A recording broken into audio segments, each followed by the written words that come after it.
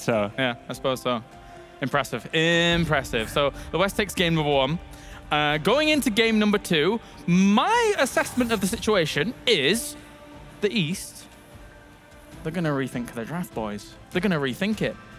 Yeah, I think healing is weak. I think structural damage, mages, burst, and push actually seems, especially push seems stronger than I thought. Yes. I want Chromie, because bring me Chromie. Don't you think it's hard to hit your skill shots? Absolutely, but bring me it anyway. I mean, they had some valiant efforts. You know, the Colossus Smash variant and the Alarak were some pretty cool innovations there. But yeah, I gotta agree with you, Grubby. The weak point in their draft there was that Uther. Different game mode here. You can't just be first picking Uther. But let's look at what actually the West did, because they actually got away with a lot of stuff that they should not have gotten away with. Team East, they had Varian, Colossus Smash. He was able to absolutely delete people when he found them. And Li Ming Glarong, he played great, but he had Glass Cannon. He didn't get punished as much as he should. Neither did Asmodan. So I think it is time for the East to draft a full warrior lineup with Dive, Stage Dive, Diva, and so on. If they can see this opportunity to abuse the damage-heavy, fragile draft from the West, I think we could go to a 1-1. Maybe. Unless they let that many mages through. Because the thing is that anytime anything came next to near them, they kind of got deleted very fast. I don't know how the 2x damage from some of those abilities stacks up against Warriors. Now that I watched it, things died super quick. I think the East needs to leverage protected status. Right. So Varian was a great idea, but they also need Medivh, Genji, basically anything that takes no damage, because 300 times 0 times 2 multiplied by 0 is still 0. Stop doing maths on stream. All right, Abathur's got banned out. Li Ming got banned out. In with the Genji. That was banned in our previous game. Okay, Dragon Blade. Let's mow some grass. Gotta imagine that Genji is gonna pop off this game no matter what here. Yeah. Very scary. I wonder how damage works with percent damage. If a Greymane hits you with a bullet, is it still 40% or is 80% of your life just gone all of a sudden? Don't say that. That's actually a really good question. We don't know. Yeah. No. It would come down to the extensive preparation that these teams would have had to be putting into the draft. And of course, they clearly have of the West. Oh, yeah. Well, they've been scrimming all night. Exactly. I would doubt they had even an hour of sleep last night. Well, they were really on this. Look, there we go. Protection, and then Asmodan. They really like this Asmodan. And to be fair, I mean, when you've got double damage, you're clearing the waves as quickly as you are. You're going Taste for Blood. You're going to get the stacks up very fast. 500 bonus damage from Taste for Blood. That's 1,000 bonus damage on top of a 300, 1,600, multiplied by Blackpool 75%. That's a lot of damage. That's a lot of damage. A lot of damage. Over 2,500, around there. Yum, yum. That's a one-shot on a Genji if he doesn't turn on Protected. Yeah. Good job he has Protected. Although it's coming in quite fast. Yeah. So, yeah. See, 2 Protects already being taken here, actually, with the Varian and the Genji. So maybe they do realize something's up with the Protects here. The Varian also swapping sides, so maybe Team West was impressed at how much the Colossus Smash was wrecking. Come on, more invisible. Give me Zeratul. Give me Zeratul. Zeratul, Genji, Samuro, Nova, Valera. Oh. Yes!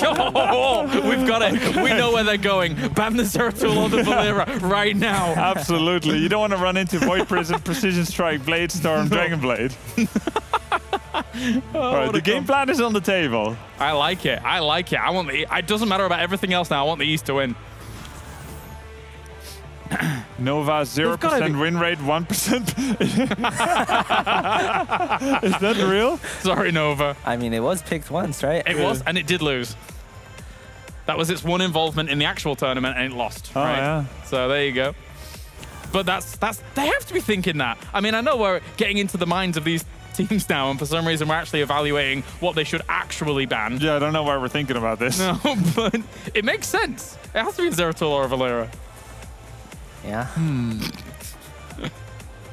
They might think of Uther again. Like, do they want to ban Uther so that Genji can actually just spam abilities? Oh, yeah. Very smart ban. Now, what should Team East ban? This is like the kind of unkillable comp on the left side against the super killers on the right. Super killers. Super killers. Yep, there you go. The protection's gone. Wow. We're getting good at this, boys. Yeah. Yeah, Chromie. Although, I'll be honest, I did want it at the beginning, but against the potential Zeratul on the other side now, with what's already there, I really don't want it now. Tyrande makes me go, oh yeah. It's like, oh no. Wow, full stealth composition. Is there anything left? Yeah, is there anything left? There's no cloakers left, right? I don't think so. The Haka Burrow Tunnel Cloak, Medivh level 20, Invisibility, no, he's gone. Yeah, I don't think there's anything else. Greymane Cloak, Stealth in the Dark at level 4. Yeah, no. We're stretching, boys. No Murky Cloak when he comes back. Murky Cloak when he comes back. Oh. Yeah, do that. You do get one shot by practically everything. Yes, but at least if you're walking up to someone, you get one slime off. Yeah. It's a lot of damage. Yeah. No. Tyrande can snipe people with her owl from across the map. Yeah. And she can get extra stacks on Samura.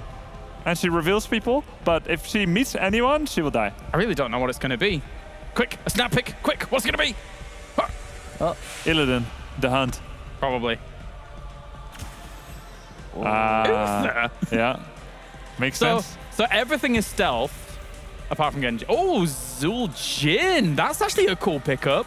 Pop Taz Dingo as everyone's coming in for a fight. You're not dying then, boys. Throw in the axes like this. And Kalaris, you know what he's going to get at level 4? Headhunter.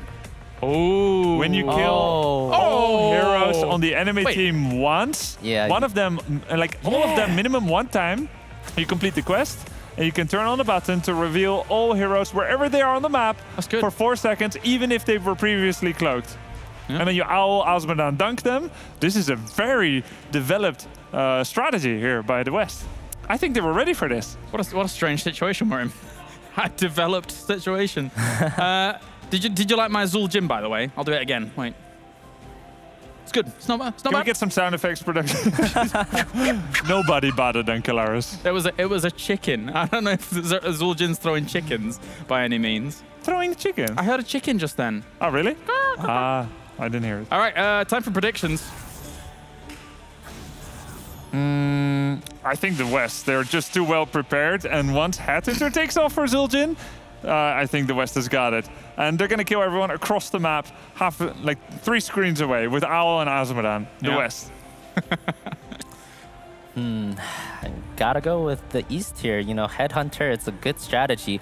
But have you ever tried killing one hero on the enemy team, one unique hero, all 5 of them? It's pretty hard to do. I don't know if the West can accomplish it. All right, and I really wish they'd let Zeratul through so we could have seen the full comp now. But I think I'm going to go with the East because I want to see this stealth play come into action. Because I didn't realize that we'd suddenly turned the game into a stealth game where you're just kind of sneaking about. Yeah, it kind of sneaks by you, doesn't it? There you go. Shadows, very lovely. All right, thank you very much, boys, as we're ready almost to go in. 56% of you do believe that the West is going to take this. You might be wrong, you might be right. In the end, it really doesn't matter. Let's go to game number 2 here for our All-Stars game. 2 times damage, 2 times speed. It is, in fact, game number 2, and we actually have the game set up correctly this time. So we are going to head into it immediately. As, once again, it is going to be on Cursed Hollow. Surprise, surprise, I am Tetcher, and I'm joined by the marvelous Jay Howe. Well, speaking of marvelous, check out the team in red. I mean, we can look at the one on the West all they want. They've clearly calculated, they've clearly studied. Something tells me hacks, but instantly the owl going to the other side. Yeah, we can't even keep up with it. It's so fast. But these teams moving onto the map. That is a Wind Walk talent by Samuro. Way of the Wind at level 1. Think how fast he's going to go. Speaking of thinking about talent choices, Chromie, full W. The Azmodan, whenever he hits heroes going up against the Samuro, those are easy stacks. How is Chromie going to hit anything? This is going to be crazy. We so far have no Owl stacks, no Dragon Breath stacks, and no Sieging Wrath stacks. Seems calculated. But the thing about this is just the Nova and the Valera, you gotta wonder, why are they not together? Yeah, well, I don't think they need each other. They really can probably just one-shot people at this point. We're just seeing Lonely getting forced back a bit. There it goes. Oh, Vanilla gets destroyed there.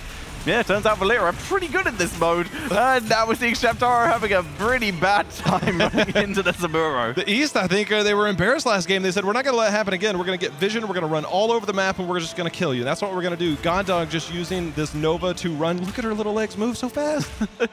Did she take the extra movement speed on level 1? No, she took the yeah, she did. The extra movement speed on level 1, so she is even faster than she would normally be. It's like Cattle's like, look, I know. Can we get Valeria behind that tower? He's waiting for Nova to put a clone on the other side. This is what happens when you don't take vision on Chromie at level 1. You could have easily killed NSJ at this point. We got to zoom in. We got to zoom in. Yep. Wait for it. Wait. And now we see. Oh, here they come. Look for the clone. Look for the clone. Here it comes. Calculated. Calculated. He's got to stay still. They need to push up the lane. Push up the lane. Oh. Clone goes down. No clone. She's just no. NSJ getting killed off. Here comes the minions. Oh my god, they actually do a lot of damage. Here's Jude and NSJ cloaks. And uncloaks and dies. There we go. And that is an owl stack. Hooray. We have 3 owl stacks total. It is Headhunter coming in from Zuljin. Well predicted by our analysts. Like in-game hacks when you know you're playing this. The stun's going out. Shield wall for Varian says, look, I take no damage. He turns around onto a clone. Look at all that damage the clone is doing. It is doing a fair... The clone so far is actually getting some work done. And we are seeing both teams actually trying to contest the tribute at this time. Chromie attempting to blow up from behind. Gondog survives the engage though, and it's Hamtaro getting chased down, but he lives too. These abilities. The threat of every W that goes out, and Valeria, that is an Asmodean with an extremely high health pool. Oh, so close. Trying to time it with the trap, but all your timings are off. Zuljin's dead, Genji's dead somewhere. Who knows what's happening with that? The dunks are coming in, and everything is just going to land. I mean, think about this full range combo. You've got dunks from Asmodean, you've got the W coming out from Chromie. At what point? Look at that. That's 12 stacks now for Asmo. Hamtaro getting killed off. Chromie is still attacked. Like, how can you ever take this? They can siege the tribute from their own base. Look at the amount of bodies. They're just standing behind the wall. There's nothing they can do. They're trying. They are trying so much. Chromie came too far out of base, but she still survived. Oh, NSJ, watch out. So the tribute has been abandoned wisely, I would say, by Team East at this point. They still want it, but they're not standing. Oh! Genji over the wall, getting the kill. The dumps are starting to hurt. 15 stacks. They got the tribute too. Team East turning it up. That's all they got to do is just wait out, wait for everything to be used, and then just go somewhere else and then wait. Yeah, it's working out. West can't come out. East can't go in. Oh my. Varian getting focused down. Team East bringing it back. Tetra, there's so many clones. I don't know what's real and what's not real. I feel that way about this entire series so far. So we see them moving in. The slam from Asmodean getting some huge damage onto the minion wave. The slam from Asmodean. Well done. I see what you did there. I see what I did there too, but only after it had happened. we do see the temporal loop coming in from Chromie. Oh my. If they can time it right, that should be kind of wreck. That is just going to be too easy. That's free W and free kill. Chromie only has 4 stacks, by the way. Yep, W. Chromie has 4. Tyrande is dead. Tyrande has 8. And Asmodean has 17. The NSJ still survived. Not enough damage yet. Needs more stacks. I think they just awoke the beast. NSJ lurking in the bushes. He's coming around. Gondog as well. Uh-oh. He's been spotted. Dun, dun, dun, dun. Oh, dear. Oh, rewind. Varian in position. Come on. The armor's on him. Trying to dash stealth. Oh, get juked. They turn it around. They can't get to him. Oh! Don't aggro the camp. It's so close. Do they find him? Do it. He tried, he knew, but couldn't get it. He almost got empty cloak there. We are now at level 10, triple tap again. You know what that means, Tetra? It means that someone's going to get blown up, as the theme has been this entire game. It's also Blade Storm coming in from Samuro. That could get some good value. Dragon Blade from Genji. Cloak of Shadows, I'm not entirely sure how that's going to help other than for the temporal loop and Divine Shield, which will actually probably help here. Oh! Ow! Needs more stacks. Only 9. Only 9. All right, I'm just waiting for the Taz Dingo to kick in. The Taz Dingo, and then everybody gets wrecked instantly. Yeah, well, he needs to get to level 10 first. They are creeping up. They are creeping up. making their way towards it. Unfortunately, Nova really good at this game. Nova really good. Nova triple tap, and then June!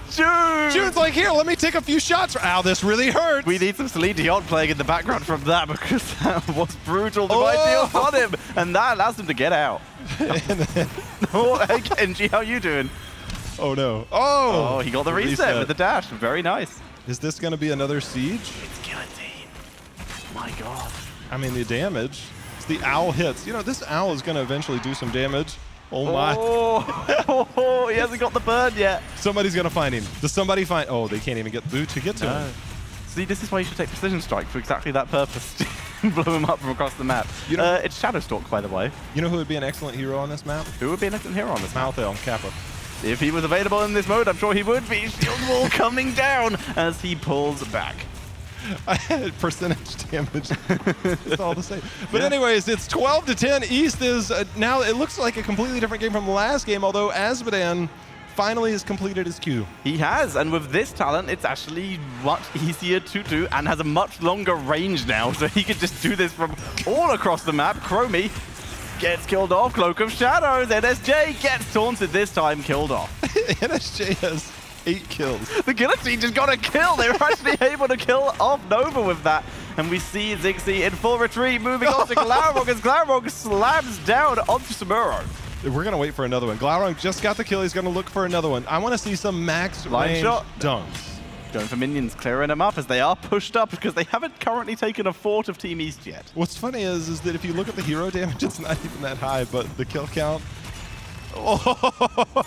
Deflect was on. Slam doing some good damage this time. Variant trying to tank forward, gets the kill on Uther.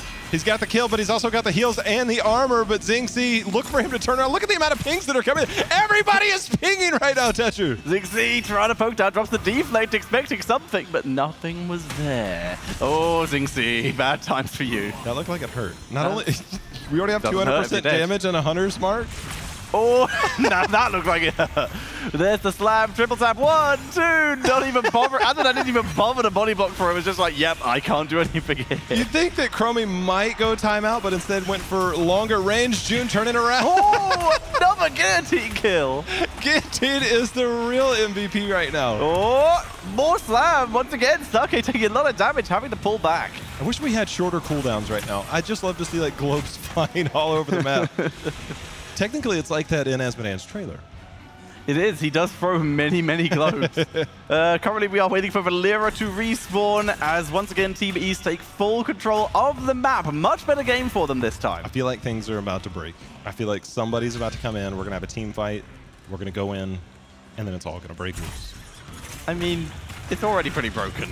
We're finding a lot of chaos here in this series. Hamtaro trying to tank through. He's on the boss point. Nova denying it though. Blade Storm coming through. Gets the kill onto Tyrande. There we got right on the boss. Hamtaro trying to stay on there. And then we see Chromie dropping the bombs. But they are going to end up taking down Varian. And the globes from Azmodan continue to miss. And the rewind onto Sake doesn't save the teammate. Valera and Nova from behind. Cattle picked off here. And didn't get the damage onto Sake because Sake was in the time trap. 24-11 in terms of kills, and now all it takes is one boss. We saw this last game right at the 13-minute mark. You take that boss and you just walk in, literally ripping through the structures. They're moving in. Owl comes out, little bit of damage, not as much as I expect they hoped, as Tyrande once again falls. They're moving onto the core. They're moving onto the car. Hamtaro trying to get some kills here, and Goddog is able to walk away. The slam does a huge amount of damage, though. The core is dropping. They need to get this damage output onto the boss and onto the heroes, killing the core, but it's not enough. That is GG. And Team East evens up the score to 1-1. It seems like a macro meta has evolved here. You just beat them into submission, wait till death timers are long enough, get a boss and win the game. Yeah, and that seems to most of the time include Nova. Turns out Nova, kind of the MVP of this. Stealth heroes with burst, apparently really good when you increase their damage. NSJ though, NSJ, I can't get the stats. NSJ I think had like something like 10 kills that game. That's like a third. Yeah, he was kind of dominating. And we did see a slight mistake in terms of drafting from the Western team, where they just went for so many just AoE ground effect heroes. And when everyone's moving so fast, they were all for skill shots that they just couldn't land them. Everyone's moving too fast. They weren't able to predict where they were and weren't able to get stacked. Chromie went W and I think had like 6 stacks at the end of the Yeah, Chromie did not have a good time. It's tough when everybody's moving around. It really is, but to attempt to find some way to analyze this game, we're heading over to our analysis panel. I don't really care what happened for the rest of the game, apart from the initial Chromie hunt that people seem to be going on, as if it was Easter trying to find an egg. Everyone was just grouping around Chromie. Like, the best part is that Chromie knew it was happening. That was the best part of all of that. You think so? Oh, she was stood on her gate, knowing that there was threats from the left, threats from the right. It was brilliant. The best part about that for me was the fact that they stood there for like 30 seconds of you and me time. Yes. So they actually stood there for a minute. Oh, true. 2 cloaked heroes standing for a minute under fort seems worth. And then one of them dies for it anyway. Yeah. That was interesting stuff. Fan, you enjoyed that game? Yeah, it was pretty good. I mean, I've never seen a sadder Chromie in my life. Just everyone moving so fast, can't hit skill shots. They touch you, you die, dive in under your forts. Ooh. But, I mean, I saw the game plan they had there, West, with the kind of outrange you strategy. We got the long-range Asmodam poke. You got the long-range guillotine, the Chromie poke. Yeah. Works in theory, but Team East, they had all sorts of cloaked heroes that moved really, really fast. If you can't hit them, doesn't matter if you outrange them. It makes me wonder, is the stealth meta here for our 2 times speed, 2 times damage the way? Because it did look good. And imagine if they'd have had a Zeratul off the back of that as well. Yeah, it was a smart ban, but it wasn't enough. Samuro, Nova, Genji were just too strong together. There you go. You never thought you'd be saying that, did you? No, I did not. All right. I wonder what map we're going to game 3, boys. Oh, it looks like it's cursed.